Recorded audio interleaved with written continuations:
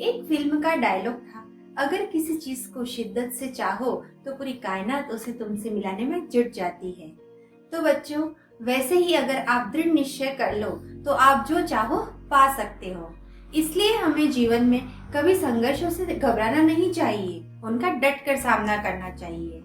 इसी तरह प्रत्येक मनुष्य यह जानता है कि ईश्वर ही सत्य है, सार्वभौमिक है, वही उद्धार करने वाले हैं, फिर भी मोह माया में बंधा हुआ है और उसको पाने के लिए कोई प्रयास नहीं करता है। उसी तरह अगर हम भक्ति काल की बात करें तो मीराबाई ने अपने कई सारे पदों के माध्यम से यही सारी बातें बताने की कोशिश की है, जो हमारे आज के वीडियो का विषय भी है। तो नमस्कार छात्रों, कैसे हो आप लोग और आप लोगों की पढ़ाई कैसे चल रही है। तो आज हम आपके 10वीं के कोर्स बी हिंदी में दी हुई पुस्तक स्पर्श भाग 2 के पद्य भाग के पाठ 2, जिसका शीर्षक है मीरा के पद और ये मीराबाई के द्वारा लिखे गए हैं, पर चर्चा करेंगे। अच्छी तरह से समझने के लिए हमने इस कविता को निम्नलिखित भागों में विभाजित किया है। पहला भाग कविता के सारांश और भाव पर केंद्रित है। दूसरा भाग कविता को विस्तार से बताता है। तीसरा भाग इस कविता का निष्कर्ष बताता है। चौथा और अंतिम भाग आपको कवयित्री के बारे में थोड़ी बहुत जानकारी देता है। तो बच्चों, आइए अब हम पहले भाग, जो कि कविता के भाव और सारांश पर केंद्रित है, पर चर्चा करेंगे। लोक कथाओं के अनुसार मीराबाई का कृष्ण भक्ति में मग्न रहना और साधु संतों के साथ रहना ससुराल वालों को कदापि पसंद नहीं था। इस कारण मीरा के ससुराल वालों ने कई बार उन्हें जहर देकर मारने का प्रयास किया। अंततः घर वालों के इस दुर्व्यवहार से परेशान होकर वह वृंदावन चली गई। मीराबाई की रचनाओं में एक और जहाँ श्री कृष्ण के निर्गुण रूप का वर्णन मिलता है, वहीं दूसरी ओर इन्होंने कृष्ण के सगुण रूप का भी गुणगान किया है। यहाँ प्रस्तुत दोनों पदों के माध्यम से मीरा अपने आराध्य को अपना कर्तव्य याद दिलाने का प्रयास करती है। मीरा उन्हें अपने दुखों का हरण करने के लिए कहती है। इसी में मीरा कृष्ण के प्रति अपने प्रेम का प्रदर्शन भी करती है। मीरा अपने प्रभु की झूठी प्रशंसा भी करती है, थोड़ी बहुत प्यार भी करती है और अवसर आने पर उलाहना देने से भी नहीं हिचकिचाती है। श्री कृष्ण की शक्तियों व सामर्थ्य का गुणगान भी करती है और उनको उनके कर्तव्य भी याद दिलाती है। तो आइए देखते हैं कि मीरा अपने भक्ति गीत के माध्यम से क्या क्या कह रही हैं। तो बच्चों, आइए हम मीरा के दोनों पदों का एक एक करके उनका अर्थ जानेंगे। पहला पद मीराबाई इसमें कह रही है, जिस तरह से हे श्री कृष्ण आपने दूसरे लोगों का उद्धार किया है, उसी तरह आप मेरे भी पीड़ा का हरण करके मुझे भी दुखों से मुक्ति दिलाइए।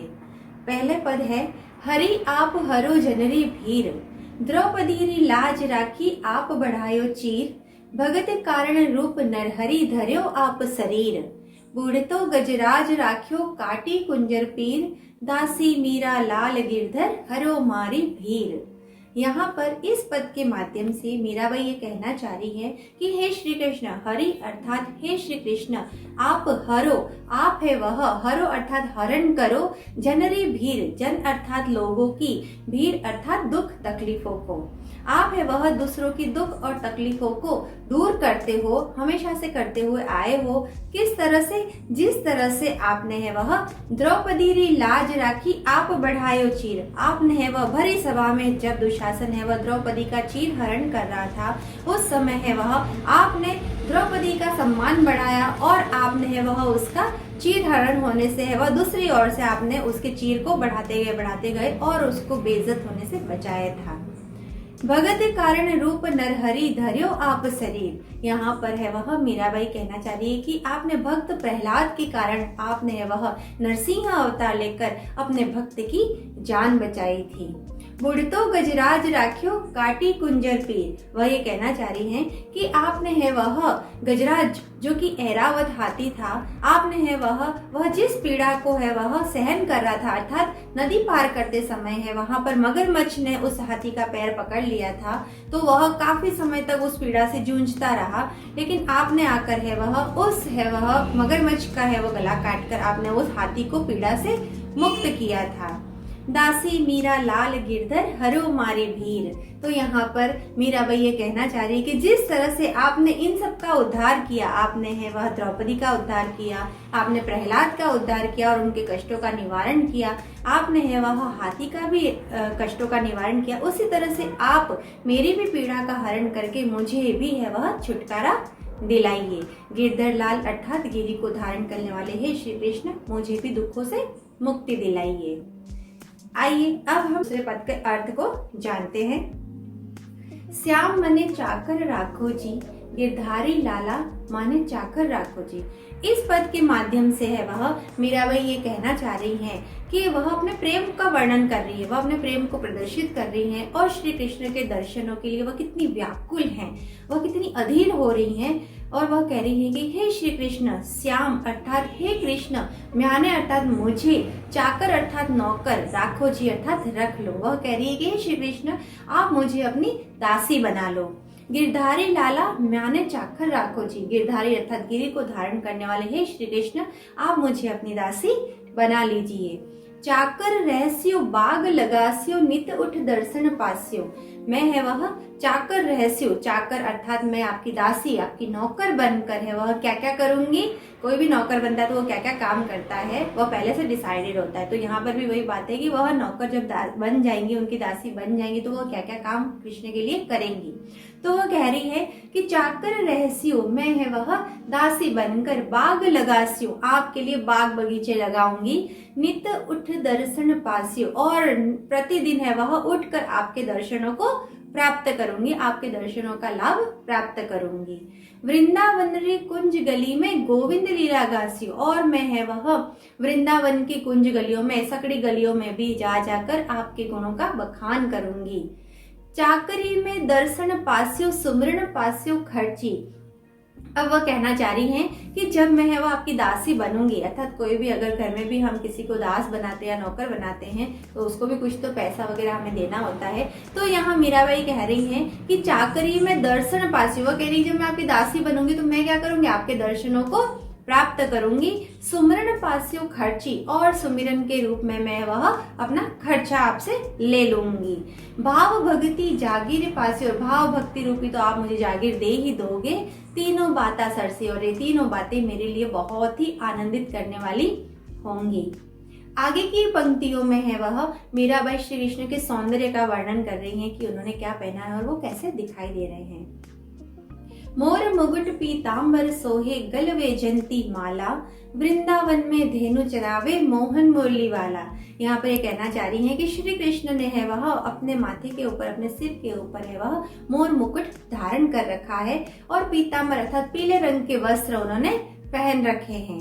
गल वैजंती माला, और गले में है वह उन्होंने वैजंती माला को धारण कर रखा है।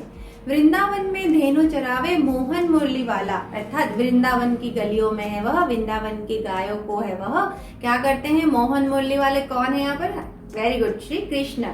तो यहाँ पर श्री कृष्ण को मोहन मुरली वाला कहा गया है और कहा गया है कि वह क्या करते हैं, वृंदावन की गलियों में है वह गायों को चराते हैं। आगे कह रही है मीराबाई, ऊंचा ऊंचा महल बनाओ, बिच बिच राखो बारी। वह कहना चाह रही है कि मैं ऊंचे ऊंचे महल बनाऊंगी, बड़े ऊंचे ऊंचे महल बनाऊंगी और उनके बीच में वह मैं खिड़कियां स्थापित करूंगी, छोटी छोटी मैं खिड़कियां बनाऊंगी। उससे क्या होगा, सांवरियारा दर्शन पास्यो पहर कुसुम्बी साड़ी। वह ये कहना चाह रही है कि मैं सांवरे के दर्शन करूंगी। सांवरिया सेठ हमारे उदयपुर के पास बहुत ही प्रसिद्ध स्थान है एक, तो सांवरिया सेठ है वह भी श्री कृष्ण का ही स्वरूप है।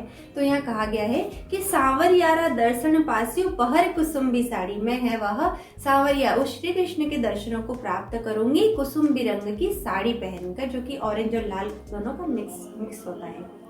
आधी रात प्रभु दर्शन दीजो जमुना जीरे तीरे। वह कहना चाह रही है कि हे प्रभु, हे श्री कृष्ण, आप मुझे वह आधी रात को आकर यमुना नदी, जमुना अर्थात यमुना नदी के किनारे आप है वह आधी रात को आकर मुझे अपने दर्शनों का लाभ देना।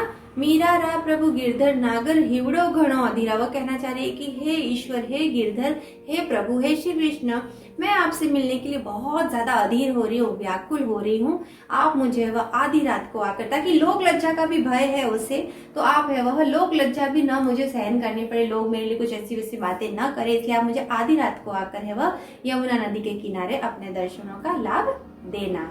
तो बच्चों, इन पदों के माध्यम से हमें भी यह शिक्षा मिलती है कि हमें जिस उद्देश्य को प्राप्त करना है उसके लिए हमें प्रेम, समर्पण, आत्मविश्वास, नाराजगी जो कभी कभी, इन सब का समावेश हमारे जीवन में करना चाहिए, जिससे आसानी से हम हमारे जीवन में इच्छित वस्तु को प्राप्त कर सकें।